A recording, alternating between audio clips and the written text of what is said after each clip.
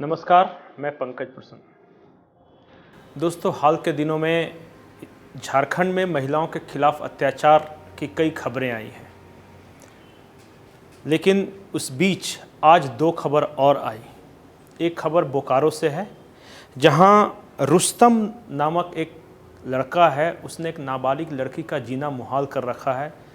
उसे कहीं बाहर नहीं निकलने देता। जब भी कहीं निकलती है ट्यूशन पढ़ने या कंप्यूटर क्लास वो करती है तो परेशान कर रहा था, और साथ ही परिवार वालों को ये भी धमकी दे रहा था कि अगर लड़की को मुझसे मिलने से मना किया तो मैं उसकी गंदी तस्वीरें इंटरनेट पर वायरल कर दूंगा। दूसरी खबर, आज की खबर लोहरदगा से है, जहां इसे लव जिहाद तो नहीं कर सकते, लेकिन अजीब सा मामला सामने आया है। उस शख्स का नाम है रब्बानी अंसारी। उसने अपना नाम बताया साजन उरांव, और एक लड़की से उसने संबंध बढ़ाने की कोशिश की, और साजन उरांव के बारे में कहा जाता है उसने अवैध संबंध भी बनाया, और जब लड़की ने उससे शादी करने के लिए दबाव डाला तो वो कुएं में धकेल रहा था, और किसी तरह जान बचाकर वो लड़की बची है।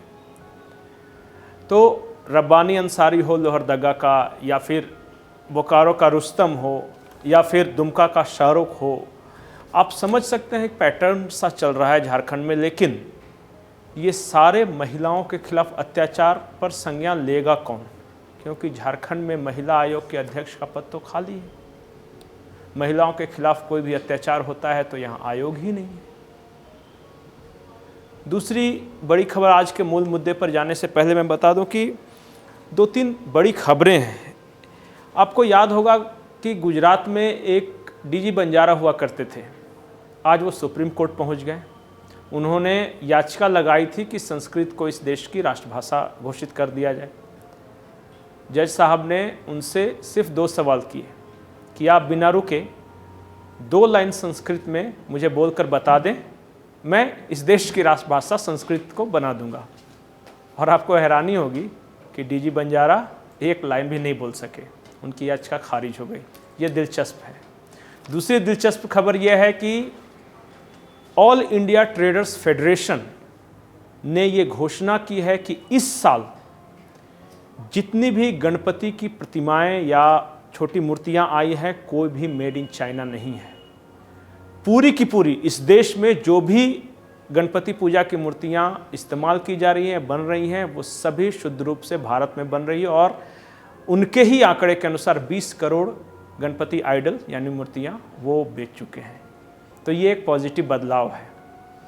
लेकिन हमारा आज का विषय ये नहीं है।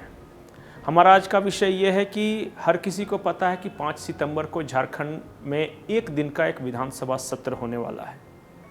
जो मुझे जानकारी है उसके अनुसार रविवार को के शाम को शायद सभी विधायक रायपुर से रांची लाए जाएंगे।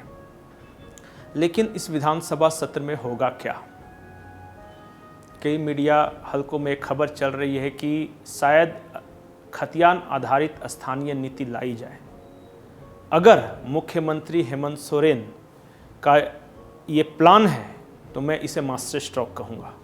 वो इसलिए कि जैसे ही खतियान आधारित 1932 के स्थानीय नीति को वो विधानसभा में लाते हैं तो ये दूसरे दलों के लिए इसका विरोध करना मुश्किल हो जाएगा। बीजेपी विरोध नहीं कर पाएगी, आजसू फंस जाएगी, कांग्रेस भी विरोध खुलकर नहीं कर पाएगी। तो अगर 1932 आधारित खतियान आधारित जो स्थानीय नीति है वो लागू हो जाए, विधानसभा में पास हो जाए, तो ये ऐतिहासिक हो जाएगा और मुख्यमंत्री हेमंत सोरेन झारखंड के हीरो बन जाएंगे। और मान लिया कि वो शक्ति परीक्षण में पास नहीं हुआ तो विलेन कौन बनेगा, विरोध कौन करेगा? तो ये एक ऐसा कैच 22 सिचुएशन है कि जिसमें विरोध कोई नहीं कर सकता। हेमंत सोरेन जीते या हारे, किंग वही कहलाएंगे। तो इसी मुद्दे पर हो सकता है कि इस विषय को एक दिवसीय विधानसभा सत्र में विधानसभा पटल पर लाया जाए, और हेमंत सोरेन या उनकी सरकार की ओर से रणनीति यह है कि उसी विषय पर 1932 आधारित खतियान नीति के विषय पर ही वोटिंग करा ली जाए। अब देखते हैं कि उस वोटिंग में कौन विरोध करता है और कौन है जो हेमंत सोरेन का विरोध इस मुद्दे पर कर सकता है? फंसा दिया हेमंत सोरेन ने सभी पार्टियों को। नमस्कार।